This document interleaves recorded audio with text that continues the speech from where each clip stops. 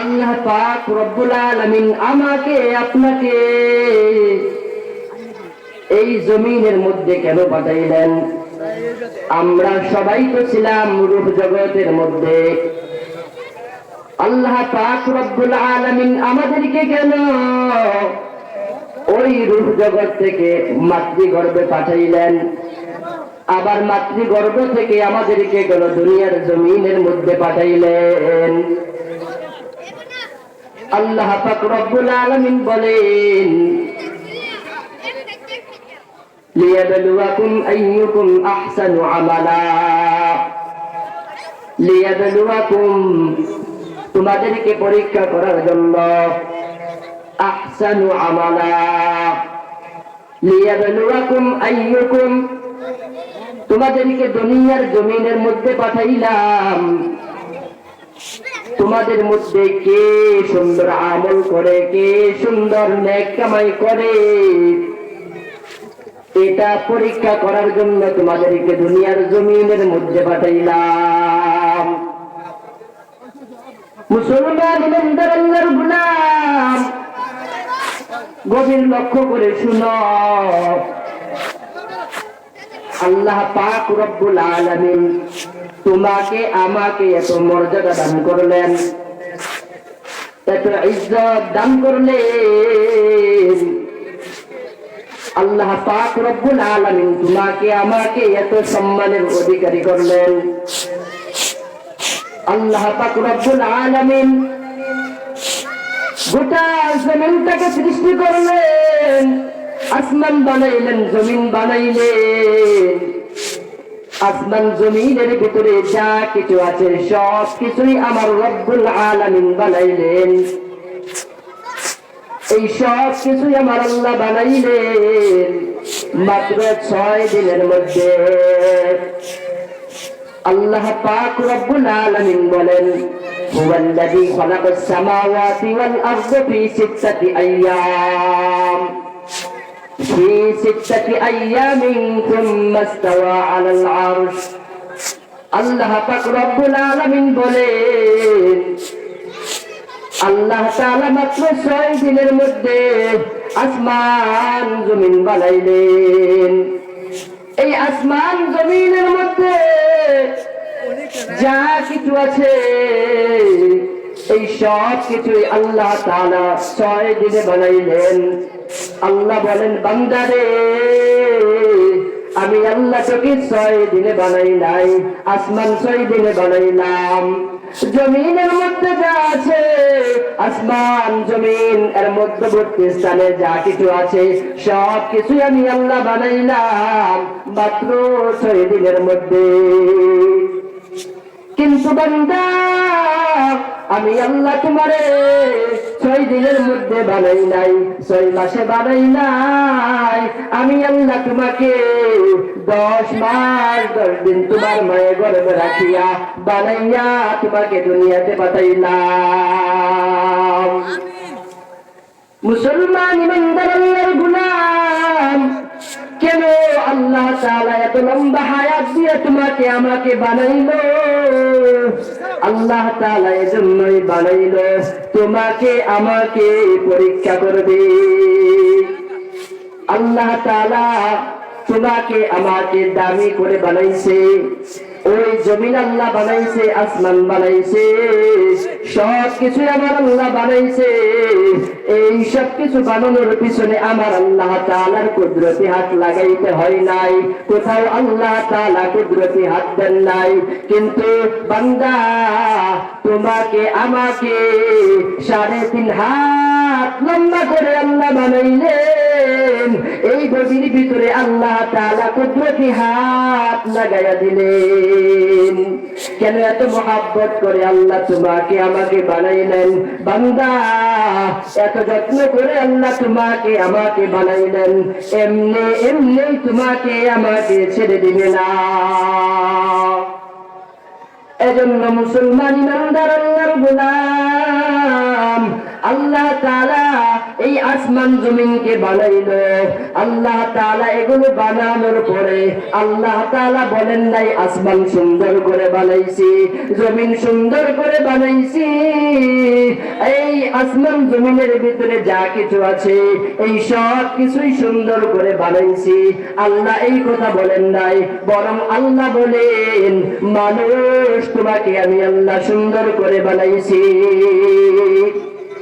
মুসলমান ইমানদার আল্লাহর গোলাম, এই বান্দাকে এত সুন্দর করে আল্লাহ বানাইলেন, এত ইজ্জত দান করলেন, তবু এই বান্দা আল্লাহ তাআলার না শুকরিয়া করে।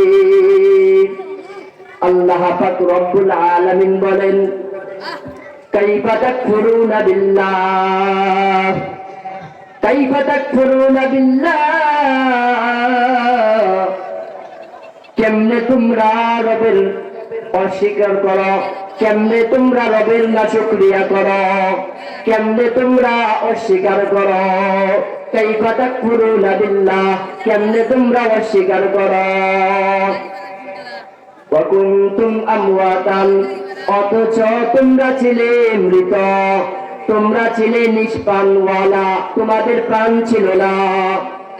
ওয়া কুনতুম আমওয়াতান ফাহিয়াকুম, আল্লাহ বলেন তোমাদের কোনো প্রাণ ছিল না, তোমরা ছিলে মৃত, আমি আল্লাহ তোমাদেরকে প্রাণ দান করলাম, তোমাদেরকে হায়াত দান করলাম, তোমাদেরকে জীবিত করলাম। বান্দা, এই জীবিত করার পরে তোমাদেরকে আবার মৃত করব, আবার মৃত থেকে তোমাদেরকে জীবিত করব। অতঃপর বান্দা, তোমরা আমি রব্বুল আলামিনের দিকে প্রত্যাবর্তন করবে। এজন্য মুহতারাম হাজিরিন, আমরা দুনিয়ার মধ্যে আসছি আল্লাহ তাআলার হুকুমে, আবার আমরা চলে যাব আল্লাহ তাআলার নিকটে প্রত্যাবর্তন করব। এই দুনিয়ার হায়াতের জিন্দেগিটা আমরা যেন আমলের সাথে কাটাইতে পারি। মারামারি, কাটাকাটি, অহংকার, হিংসা, তাকাব্বুরি সব এই দিল থেকে মুছে ফেলতে হবে। মুসলমান ইমানদার আল্লাহর গোলাম, আমি তুমি অহংকার করি, একটাবার চিন্তা করি না যে আল্লাহ আমাকে এত সম্মান দান করলো, এত শক্তি দান করলো, এই শক্তি আমার আল্লাহ একদিন নিয়ে যেতে পারে, একদিন নিয়ে যাবে। আল্লাহর শক্তি দিয়ে আমি কেমনে অহংকারী করি। এজন্য মুসলমান ইমানদার আল্লাহর গোলাম, আল্লাহ দুনিয়াতে পাঠাইলেন আল্লাহর হুকুম পালন করার জন্য। এবার আসুন আল্লাহর হুকুম কেমনে পালন করা যায়। যখন কোনো বান্দা আল্লাহর হুকুম পালন করবে, আল্লাহ তাআলা ওই বান্দাকে ইজ্জত বাড়ায়া দিবে। এজন্য এই জাতির যদি উন্নত হতে যায়, এই জাতির জন্য করণীয় হলো এই জাতি যেন ভালো শিক্ষা গ্রহণ করে। যতক্ষণ না পর্যন্ত কুরআন হাদিসের শিক্ষা একটা মানুষের ভিতরে না আসবে, ততক্ষণ পর্যন্ত ওই মানুষটা ভালো শিক্ষিত হতে পারে না, ওই ব্যক্তিটা আদর্শবান হতে পারবে না, যতক্ষণ না পর্যন্ত তার ভিতরে কুরআন হাদিসের জ্ঞান না আসবে। এজন্য মুহতারাম হাজিরিন, আমি আর আপনি স্কুলে পড়ি, কোনো বাধা নাই, কোনো সমস্যা নাই। আমি আর আপনি যেখানে লেখাপড়া করি না কেন, সর্বপ্রথম টার্গেট করতে হবে কোরআন হাদিসের শিক্ষা আমার গ্রহণ করতে হবে। এই বাংলার জমিনে ডাক্তারের অভাব নাই, ইঞ্জিনিয়ারের অভাব নাই, কিন্তু আদর্শ মুসলমানের অনেক অভাব। এজন্য আদর্শ মুসলমান কোথায় হওয়া যায়? ওই ছোট্ট কওমিয়া মাদ্রাসায়, যে মাদ্রাসাকে আমরা কোনো মূল্যই দেই না, যে মাদ্রাসাটাকে আমরা কোনো দাম দিই না, অথচ ওই মাদ্রাসাগুলো আদর্শ মানুষ বানানোর ফ্যাক্টরি।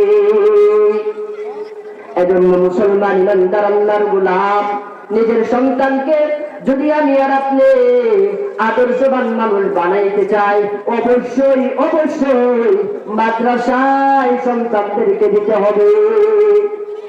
মুহতারাম হাজিরিন, একটা জিনিস ভালো করে লক্ষ্য করে দেখুন, আল্লাহ পাক রব্বুল আলামিন ওই বান্দার দামকে বাড়ায়া দেয়, ওই বান্দার মূল্যকে বাড়ায়া দেয় যে বান্দা কোরআন হাদিসের জ্ঞান শিখে, কোরআন হাদিসের জ্ঞান চর্চা করে।